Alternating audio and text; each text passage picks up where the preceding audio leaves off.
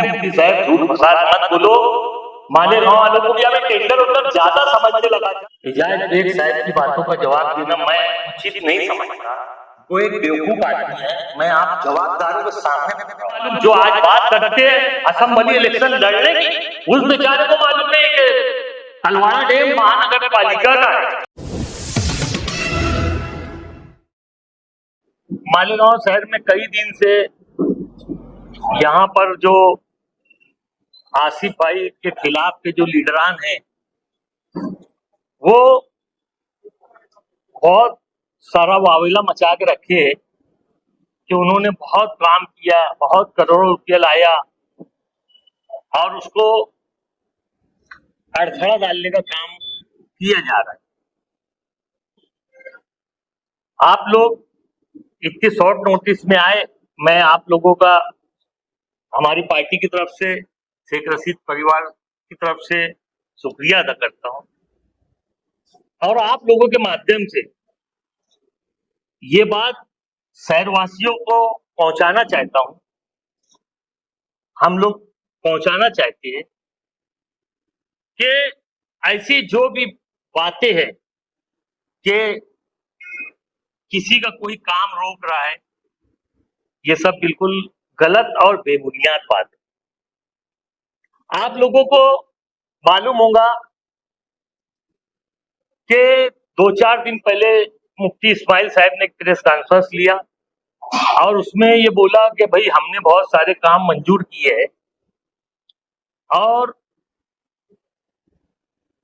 उनके अपोजिशन के लोग यानी हमारी पार्टी के अलावा किसी ने वो भी टेंडर भरे और उनका टेंडर बिलो था और टेंडर बिलो होने की वजह से वो कोर्ट गए, ऐसा मुफ्ती साहब का बोलना है।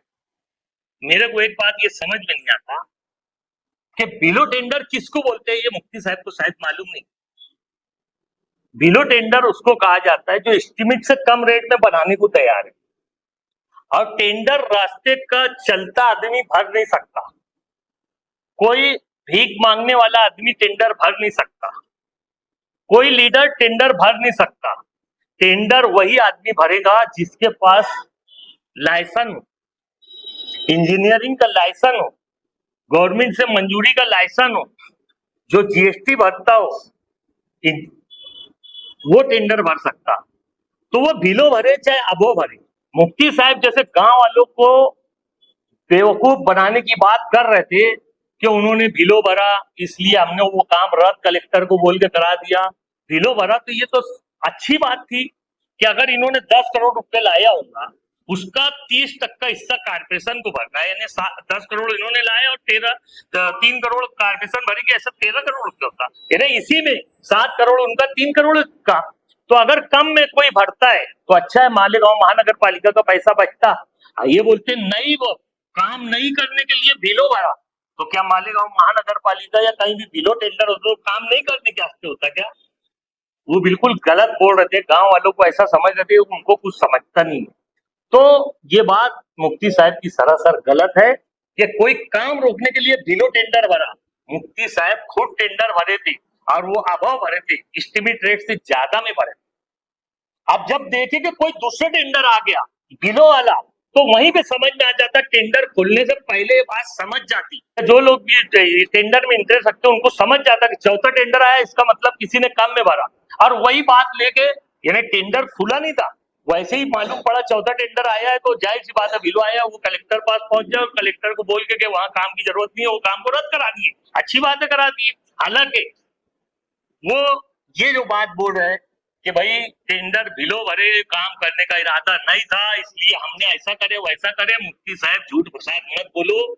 मालेगांव वालों को भी अब टेंडर उंडर ज्यादा समझने लगा। जब से 2007 से हम लोग आए ना बॉडी में, तो टेंडर पेंडर सब ज्यादा समझने लगा यहाँ के सभी कारपोरेटरों को और गांव की आवाम को कि ये अभी बिल्कुल धोखेदायक बातें मालेगांव शहर की आवाम बिल्कुल सुनने उनने वाली है नहीं।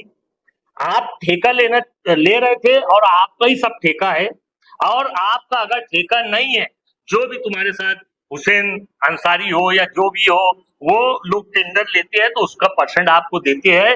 और ये उंगली सिर्फ आपकी तरफ नहीं उठ रही, जो भी लाता है बजट, जो फंड लाता है वो कमीशन लेता है। हमको इससे इनकार नहीं है, हमको काम से मतलब है, गांव वालों को काम से मतलब है, उधर तुमको क्या कमीशन लेना है लेते बैठो। लेकिन कमीशन की बात तुम्हारी थी कि वो चौथा टेंडर भीलो आ गया, तुमको कमीशन देने वाला नहीं रहेगा, इसलिए कि वो भीलो में काम तो पहले ही कर रहा, उसके बाद तुमको कमीशन कैसे देगा। इसलिए ये बात थी। मुफ्ती साहब ने बहुत सारी बात बताए, उसपे अंडरग्राउंड गटर की बात बताए। हमारी शुरू से कोशिश रही कि मालेगांव महानगर पालिका का पैसा कैसे बचाया जाए। टेंडर में 3 लोगों का पैसा मिलाया गया, सेंट्रल गवर्नमेंट, स्टेट गवर्नमेंट और महानगर पालिका, तीनों का 33-33% हिस्सा है। लेकिन अभाव जितना भी आएगा, चाहे वो 1% आए चाहे 100% आए, अभाव जितना आएगा वो पूरा का पूरा अभाव मालेगांव महानगर पालिका को भरना होगा।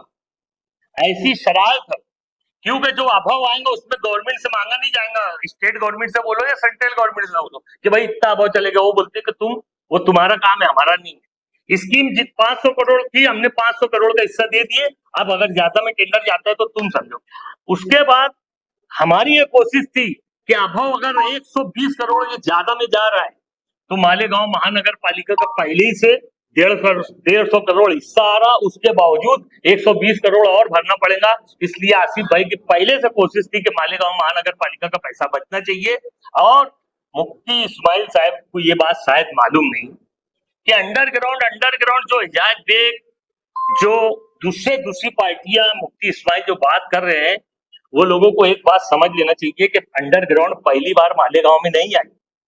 शेख आसिफ जब एमएलए थे तो इन्होंने 100 करोड़ रुपए अंडरग्राउंड गटर की स्कीम लाया था, और 100 करोड़ में यहाँ पे जो पानी फिल्टर होता है वो 100 करोड़ में वो सब काम हो चुका है, 100 करोड़ का काम हो चुका है। उसके बाद ये अमृत 2 यानी अंडरग्राउंड स्कीम का दूसरा हिस्सा आया हुआ है, उसका नाम ही है अमृत 2।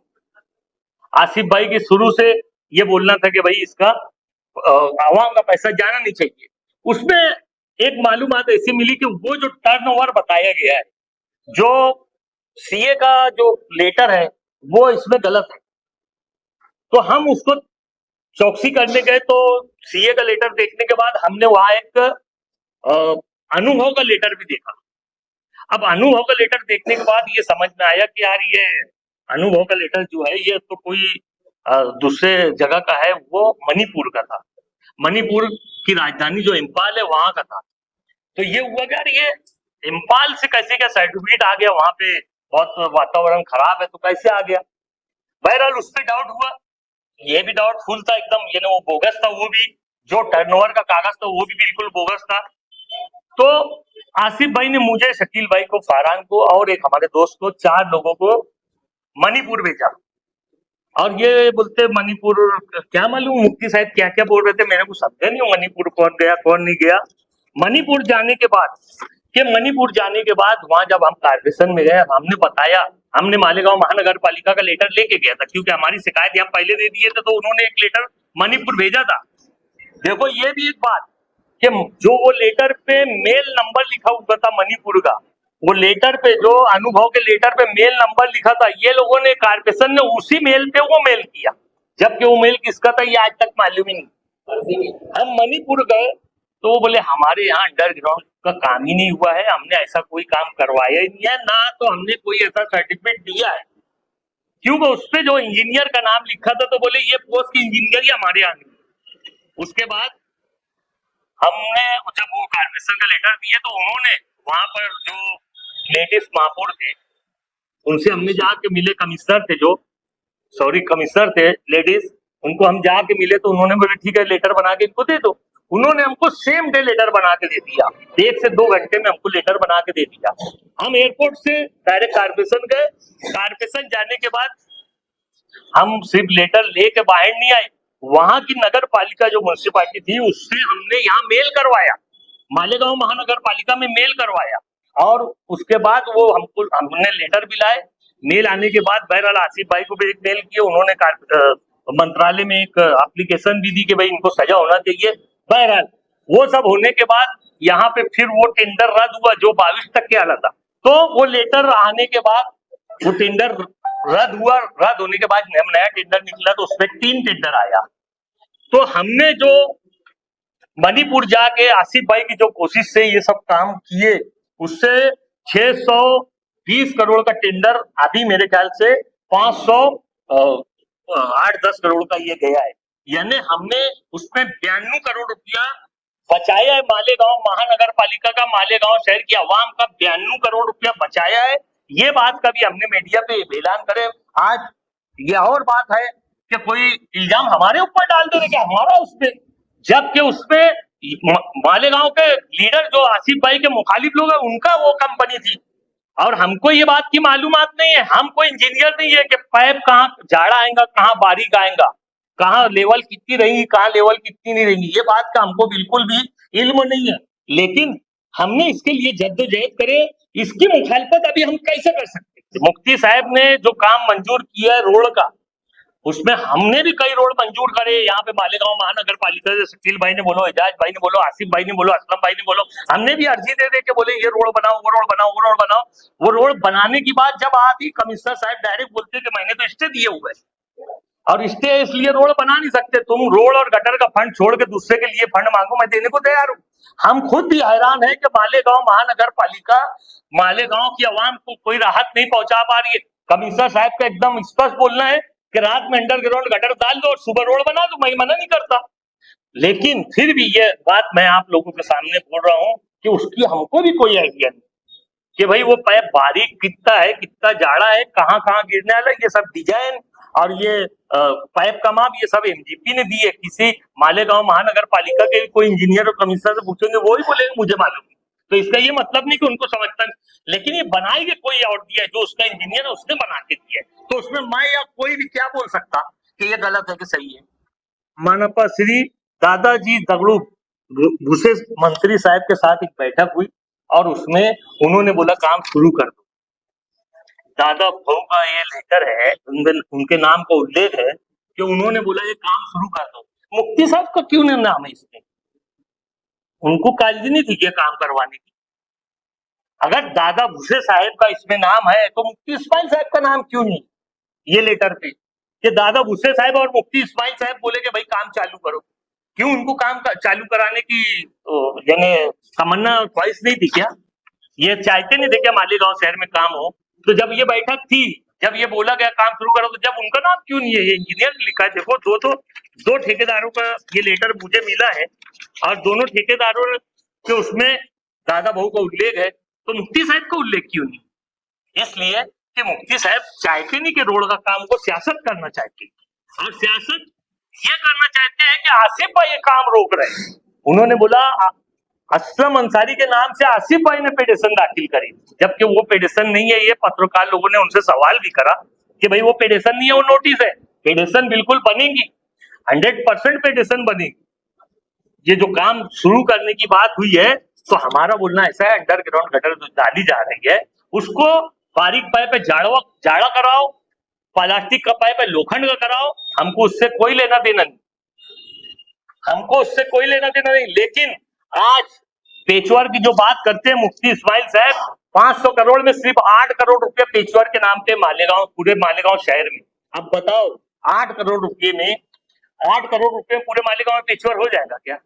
लाइन तो पूरे मालेगांव में गिरना है, उसके बाद पेचवर 8 करोड़ में हो जाएगा क्या?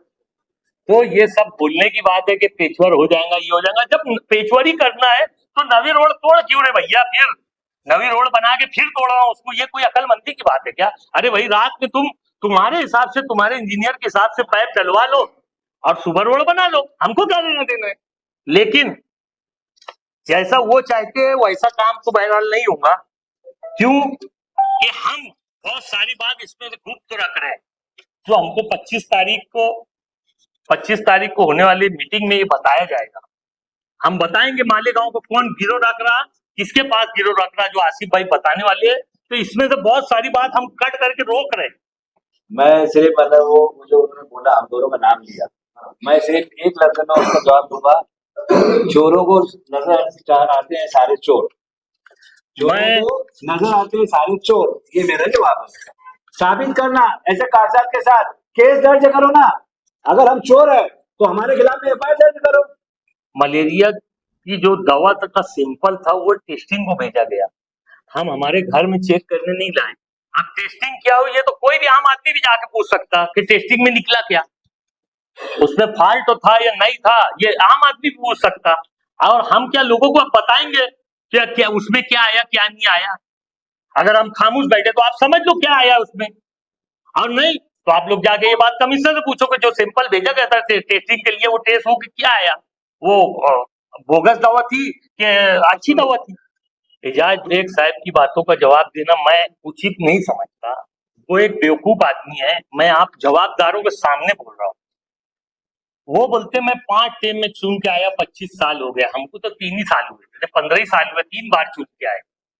लेकिन हमको मालूम है, उन्होंने कल अपने बयान में आप ही के चैनल के माध्यम से कहा कि मालिक अगर मुफ्ती साहब चाहते तो ये जो सौदा हुआ है एमएलसी चुनाव का कि वोट दिए बीजेपी और सिंधे गवर्नमेंट के आदमी को, और बोलते हैं कि मैंने इस कांग्रेस को वोट दिया या किसी और को वोट दिया, तो अगर एजाज बेग का बोलना बता रहा हूँ, तो वो चाहता तो बोल सकता था कि भाई सिंधे साहब से मुफ्ती साहब बोलते कि 100 एकड़ खेती महामंडल की जमीन दिला दो और कम से कम मालेगांव महानगर पालिका का अपना खुद का डैम तो हो जाता। उस बेवकूफ आदमी को ये नहीं मालूम कि तलवाड़ा डैम जो है वो मालेगांव महानगर पालिका का अपना खुद का डैम है। तो 25 साल में अगर उसको ये नहीं मालूम कि डैम किसका है तो वो क्या पानी की बात करेगा?